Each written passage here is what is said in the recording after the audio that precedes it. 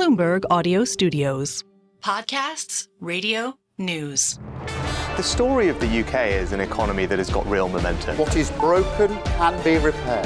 What is ruined can be rebuilt. UK inflation is becoming much more homegrown. We have huge potential as an economy in the UK. This is a time to tell Israel there is a path to peace. Our plan for the British economy is working, but the work is not done. Hello, you're listening to Bloomberg UK Politics. I'm Caroline Hepker. And I'm James Woolcock. Now, the next election we think highly likely is going to be fought on the economy, certainly on the cost of living crisis. It comes top of all of the polling, really, with most voters. And the unemployment figure came out today.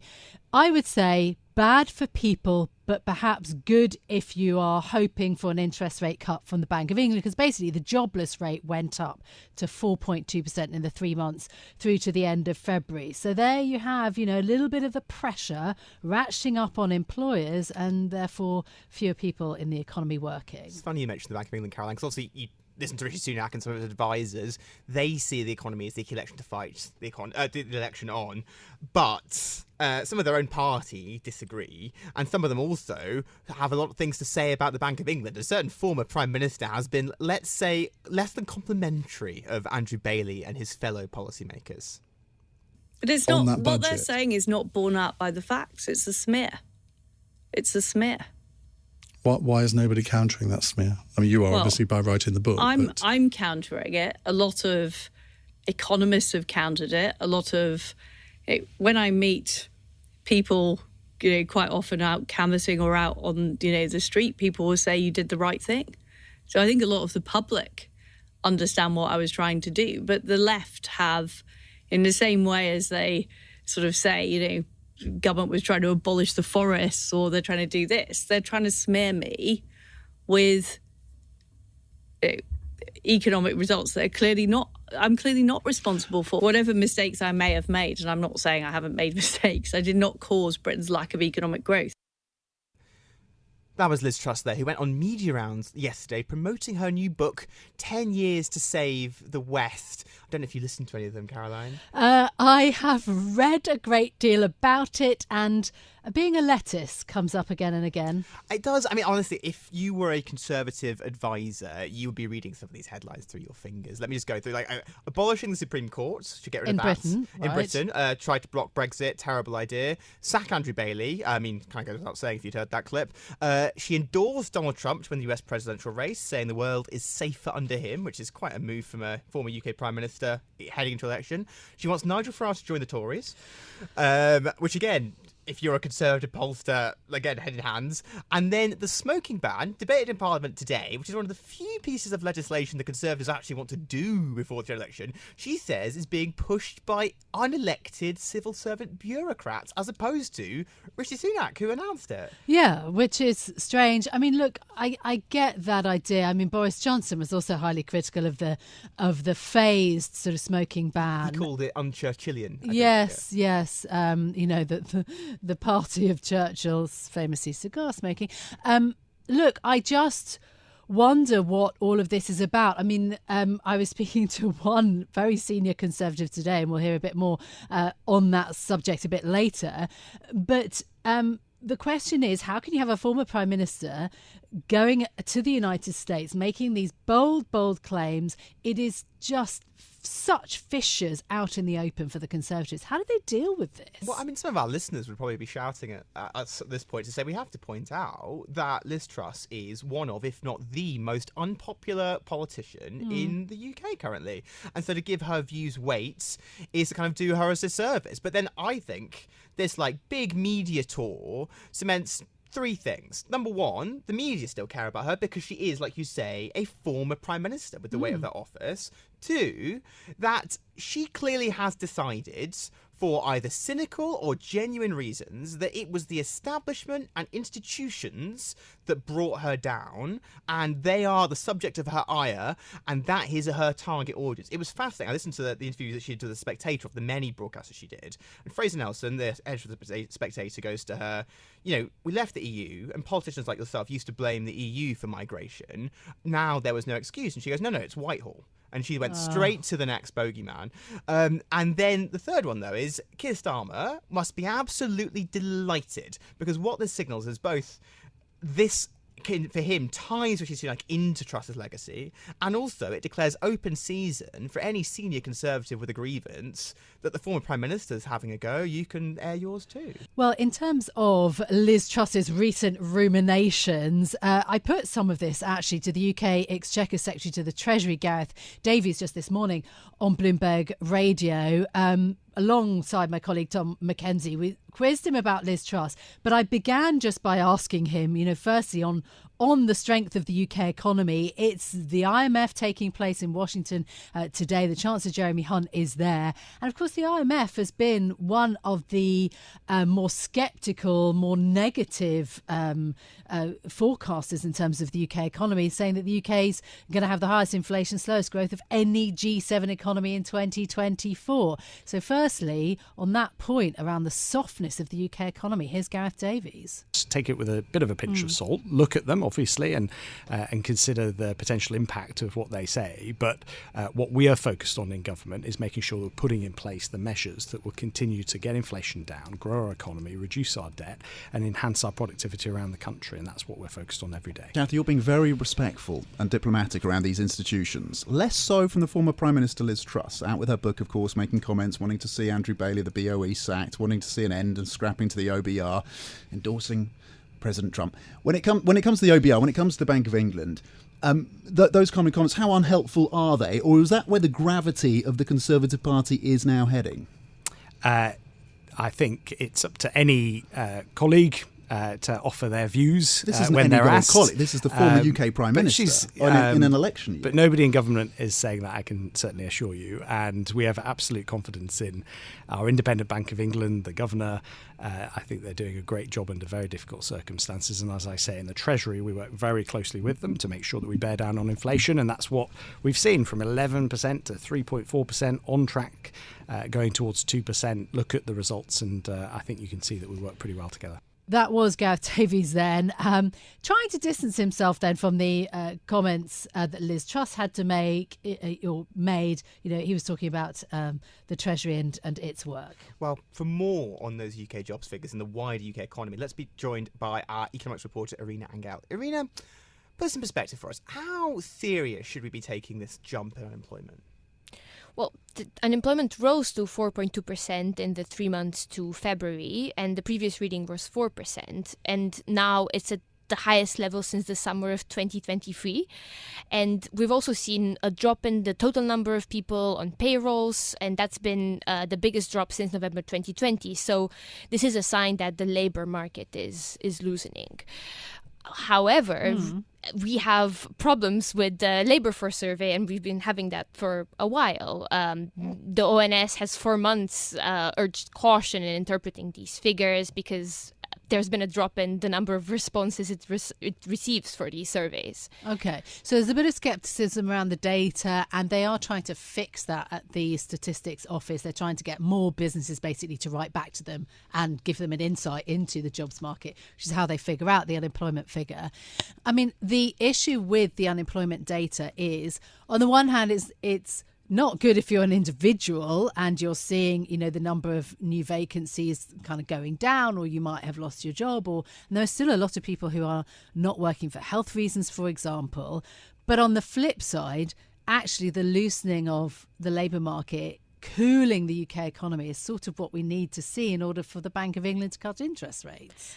That's right, but this morning's job report was a bit of a mixed bag, because we've seen pay growth still stubbornly high at 6%. Right. It has eased a bit from 6.1%, but still, and just to stress, this is a measure that the Bank of England watches carefully. It is still 6%, and that's, I think, still too high for the bank to be comfortable. Of course, rate cuts are still, most economists would agree that rate cuts are still on track for summer, but the exact timing is still a very heated debate. I mean, you say rate cuts are still on track for summer. Over in the US, we're seeing this issue where the Fed are rapidly seem to be changing the way their rate path looks in response to sticky inflation. We get inflation numbers out tomorrow. How much could the BOE shift if things don't look as they're forecast? Inflation is supposed to loosen tomorrow. We'll see the exact figures, and even today's labor market figures, they are in line with what the BOE is expecting for the full first quarter. So this is nothing that necessarily moves the needle in a significant way for the Bank of England. Okay. Just looking into the data around employment, I mean, I mentioned, the information around vacancies. There are fewer vacancies now, specifically, especially for younger workers. But there's also been a bit of an uptick in redundancies, hasn't there? That's one of the kind of red flags about whether there's going to be this sort of whiplash effect, because interest rates are above 5%. It takes time for that to feed through to the economy. Is there a worry that then you're going to see suddenly a big shift in terms of employment, which has been very, very good in Britain for a long time? I know, and this is why today's increase in unemployment is a sign of worry. And, the UK dipped into a very shallow recession at the end of last year, and now it seems like we're out of the woods, but still growth is extremely slow. And for a business, a growth rate that's below 1%, it's just stagnation. The other thing that we see about sort of the UK labour force is since COVID, there has been this big inactivity problem, and it has been different between different generations. What do the latest stats show about how that problem is bearing out in terms of, say, people between 16 to 34 years or 35 to 49 years? The inactivity rate rose in the latest period, so in the 3 months to February, and the rise was mainly driven by those aged 16 to 34 years, also by young people. And interestingly, we're seeing more people in the 35 to 49 years old bracket returning to the labour market.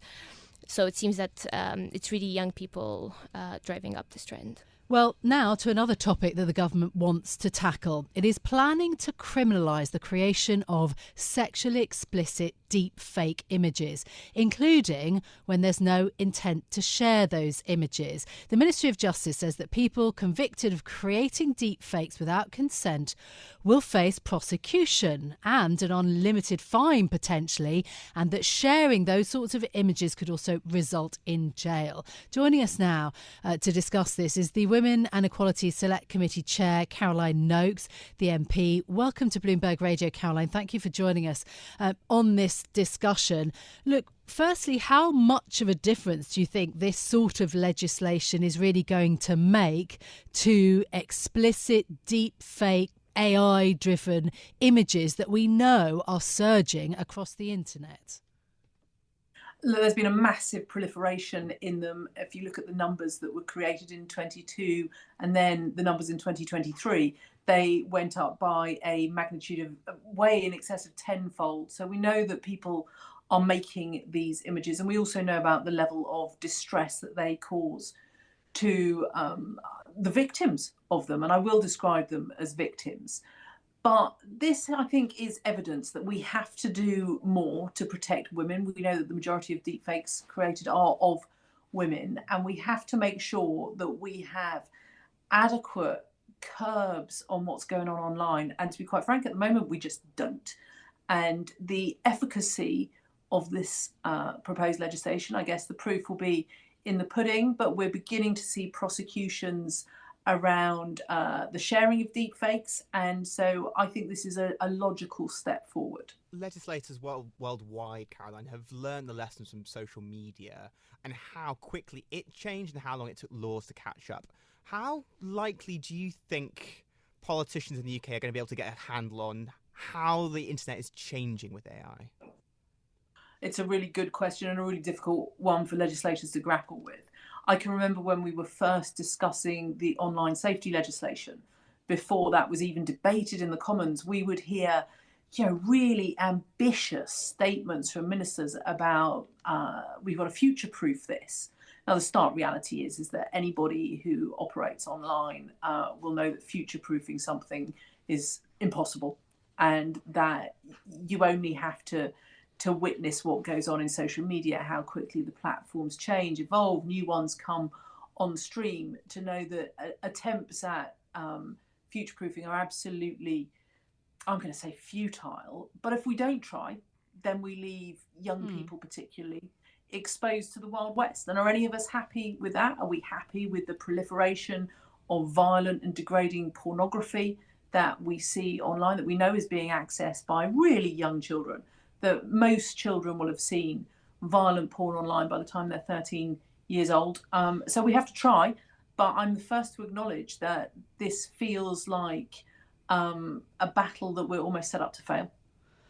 Yeah, look, that's such a depressing statistic, isn't it? In terms of exposure for young children. Look, the issue, though, is about announcing a measure like this and about how seriously we should really take this sort of legislative effort. We know that the biggest names in technology are abetting the surge in deepfake pornography, which is really only in its infancy. Bloomberg's reported that Google, for instance, is the main traffic driver.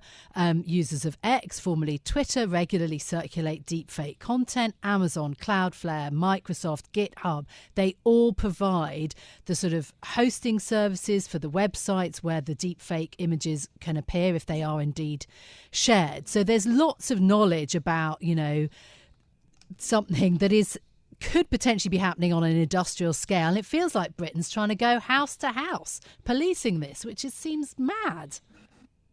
And look, I have coming in front of my select committee at the beginning of next month a range of experts on this, but notably we invited Meta and they're refusing to come. And that's the stark reality. At the moment, we have many of the platforms just refusing to engage. And what we do know as well is that they have the AI that could stop this dead, is that the publication, if that's the right term, of deepfake images can be spotted by machine learning, but nobody seems to be prepared to deploy those tools. And really, I think there has to be almost a plea from government to the platforms. Help here, help children. And that's the stark message. It's young people and it's predominantly women. And for too long, we've seen the platforms like Google, like Microsoft, prepared to shrug their shoulders and pretend it's not their problem. This is everybody's problem. And we want to make sure that there are protections in place for victims of this. And I've spoken to people who've been victims of deepfake pornography, and the distress is immense. And the stark reality is that if you're the Taylor Swifts of this world, you get it taken down because you're a big name and the platforms want to help you. They don't want to help, Mrs. Smith from Wigan, do they? They're not interested in that. And this therefore becomes a legislative challenge for government, for all of us to look at and say, what can we do? And if we don't try, are we just shrugging our shoulders and leaving it to the next generation? Well, I don't think we should do that. I mean, it's interesting you bring up that case because Meta just today are saying that they are investigating how the company handled those AI-generated deepfakes of Taylor Swift and whether they should have been taken down under Meta's content policies. I've had this debate in journalism for a couple of decades now, Caroline, of who is responsible for things posted online. Yet social media platforms argue they're conduits versus publishers. There's this added dimension now in that you have the platforms, you have then the creators of the AI tools, you have the individuals who are using those tools to make this stuff, and then you have the consumers. You've mentioned the platforms a bit there, but of those kind of groups, who do you think should be bearing the responsibility for these images and their proliferation? So I don't think it's the consumers, because I think that algorithms are driving content to consumers that they are unaware of how that's happening. And we know it, don't we? That if I go on Facebook now, I will be shoved endless images of icing of cakes because I watched a video once. That's very benign, but we know that the technology just drives you more and more of the same content.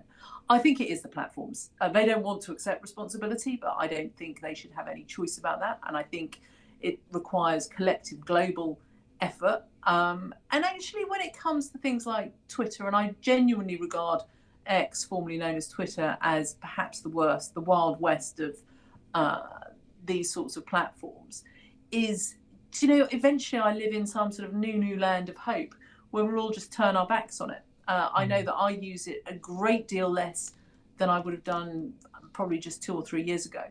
And the stark reality is that we need to find initiatives that are going to get us back living in the real space and away from online social media content that is, to be quite frank, addling young people's brains. Well, Bloomberg's been reporting that the government's also in talks with social media platforms to try to get them to sign up to the UK's voluntary charter, trying to give parents more control over their teen social media use. I mean, there is, I would say, and characterise it as a backlash occurring now. I mean, there are some quite significant kind of groups emerging of parents who really want social media to be restricted for younger people under the age of 16 in particular. Is that a good idea?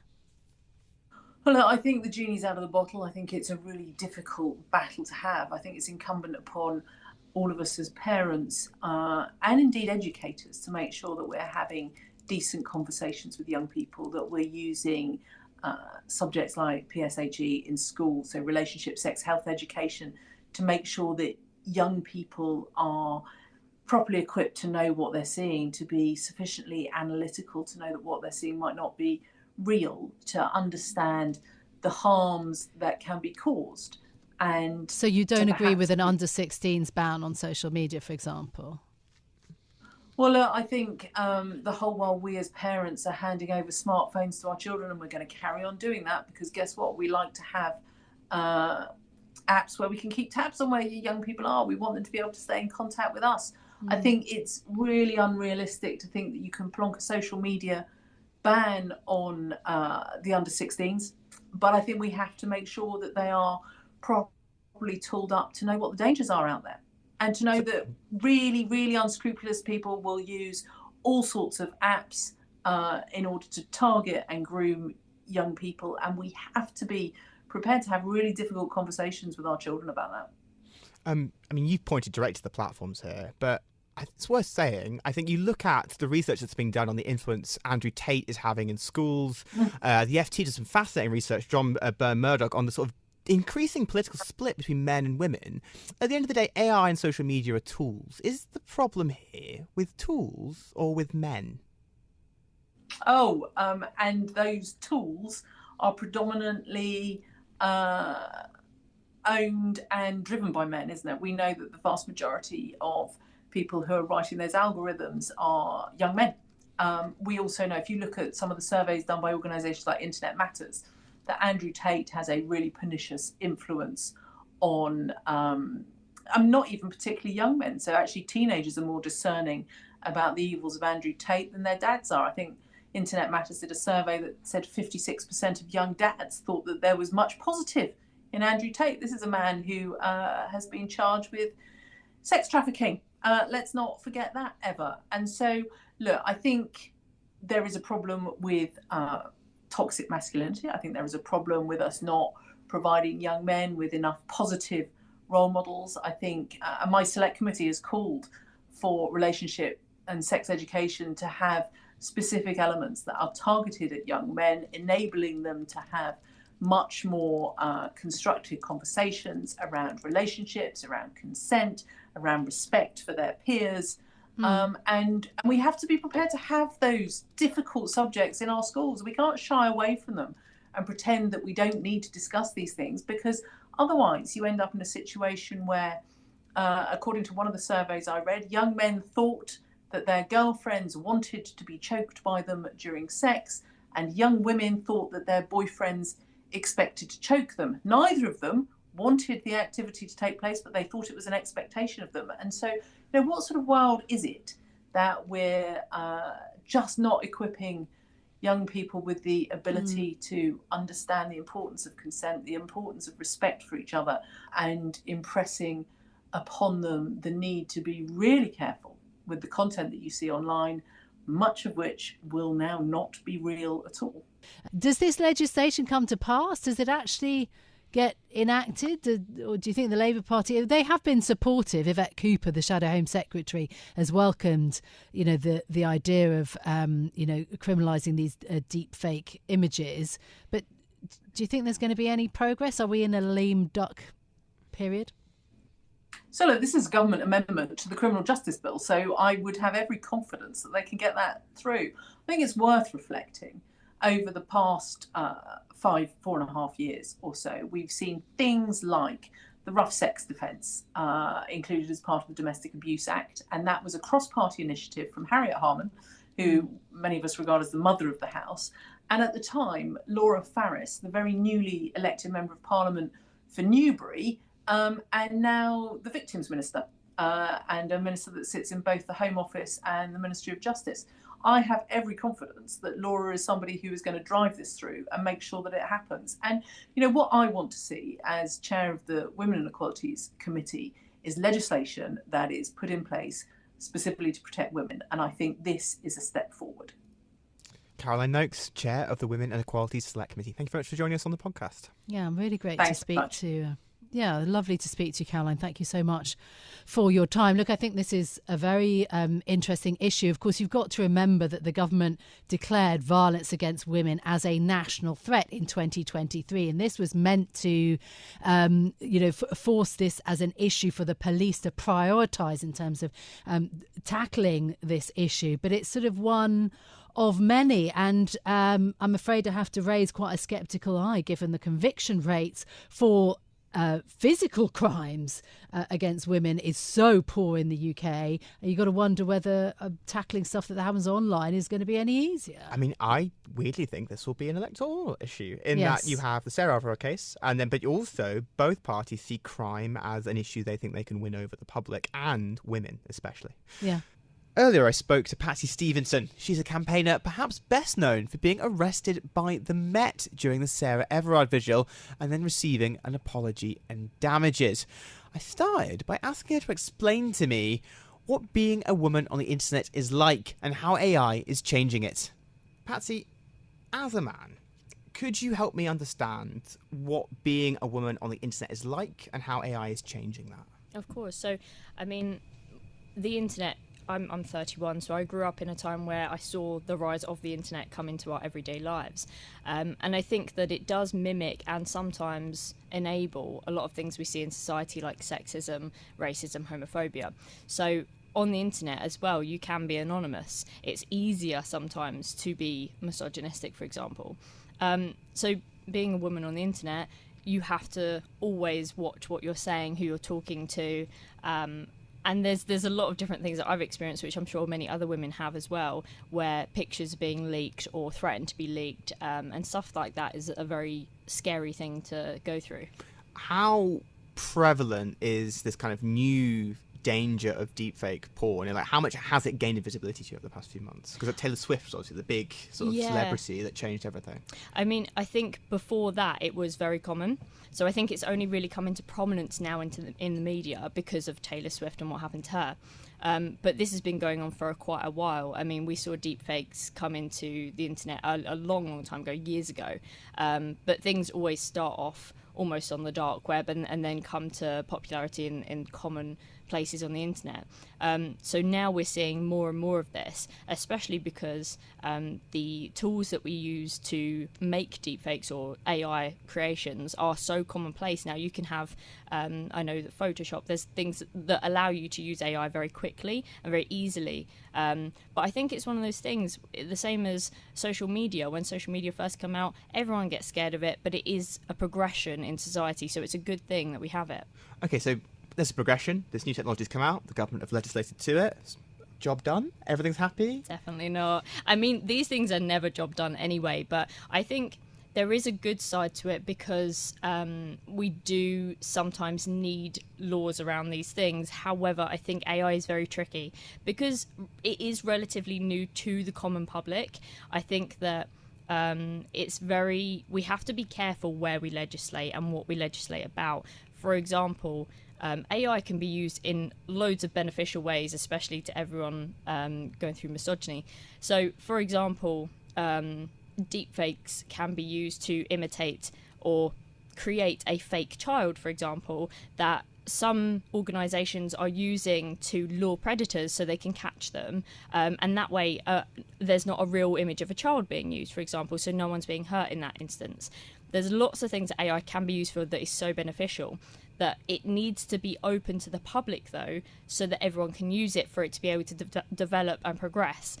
Now, allowing government to make legislation around this, I don't think is the best way around it, because the government itself doesn't actually understand the tech or AI, and oftentimes they will be forced into a position of either learning it very quickly, in which they're going to misunderstand it or make assumptions about it. And a lot of the public are scared of it because they don't know much about it. So I think what we need, in my opinion, is maybe an organisation, and there are organisations out there that do this, but an organisation to work alongside the government that know about AI and tech, who know what they're talking about, that is their area of expertise, who can also work with legislation or regulation around it that isn't allowing our future progression of AI to be hindered by the government controlling it. So why is it governments are so bad, or this legislation so bad, then, that you think the government can't be trusted to handle this? Because the alternatives, like you say, is an outside organisation or tech companies themselves, but I'm getting the impression you don't think either should be really trusted. No, see, that's the thing. So a lot of tech companies, again, I'm sorry, but a lot of people in tech are men. It's a very male-dominated field. And I did a TEDx talk on this. When you have a lot of people in the field who aren't in marginalised groups, they either aren't aware or they're ignorant to the issues that other people face. So when we've got, I think it's only 22% of all AI creators around the world are women, even less so from other marginalised groups, we get to a place where those organisations that I want to be beside the government helping probably aren't going to be very good either. So I think this is a conversation that needs to be had immediately, and we need to get people who are experts in the field but aware of misogyny and racism, homophobia, for example, and who can implement those regulations without harming anyone. I mean, you point to the government, the police, tech companies, all these people creating these tools. Is the problem here in your mind tools or men and the culture around it? Yeah, the main problem, we're looking at slight prevention and slight, what regulations we can put in place now. But really, when you get down to the bottom issue, the issue is that in society, misogyny, racism, homophobia, these things are still very prevalent in everyday society. We saw it just recently with the Sydney attack, for example. I think that in society, we need to be educating people at a very young age to know what misogyny is, to know that it's not acceptable, and really start from scratch rather than wait until something's happened to then say, well, this is illegal, you shouldn't be doing this. Misogyny, online health, how the internet works for women, it's something that you've dedicated a lot of your time to since the Sarah Everard vigil.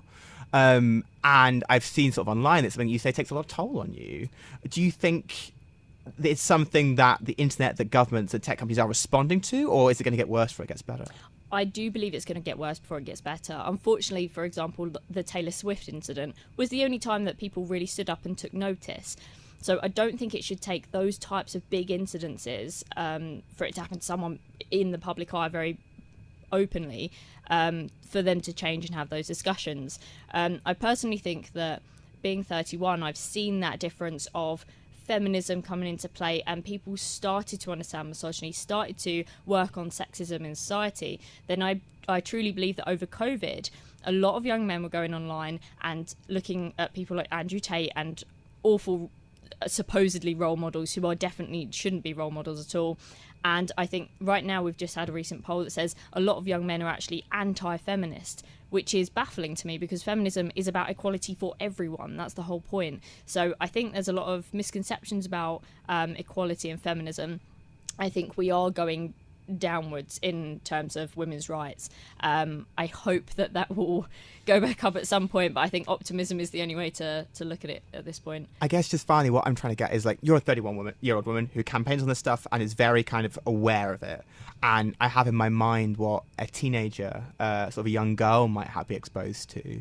Can you speak to kind of what it is like to be kind of that age and on the internet at the moment? Yeah, terrifying, I would say. I think at the moment, I think there's a lot of social pressure as well, filters as well. But I don't want to be one of those types of people that says that children shouldn't go online, because I was online from a young age and I saw things that I shouldn't have seen. But I think that if you are going to take away the internet and take away WhatsApp, take away social media from children, they will find it. They will go on it. They're much more tech savvy than we ever were. So I think that it's educating your children on the dangers rather than restricting. I think that's the only way, and having them open conversations with people, because I think young women at the moment, young girls, are probably going through very traumatic experiences online, but everyone has to be online. It's the next progression for our society, so education is key. That was Patsy Stevenson, a campaigner who was arrested by the Met during the Sarah Everard vigil and is now looking to campaign on the issue of AI and how it affects women's lives. Well, look, that's it from us for today. Thank you so much for listening. If you like the programme, don't forget to subscribe and give it 5 stars so that other people can find it on Apple Podcasts, Spotify or wherever you listen. This episode was produced by Tiwa Adebayo and Mia Dawkins, and our audio engineer was Sean Guastamakia. I'm James Woolcock. And I'm Caroline Hepker. We'll be back with more tomorrow. This is Bloomberg. Bloomberg UK Politics. Listen weekdays at noon on DAB Digital Radio in London.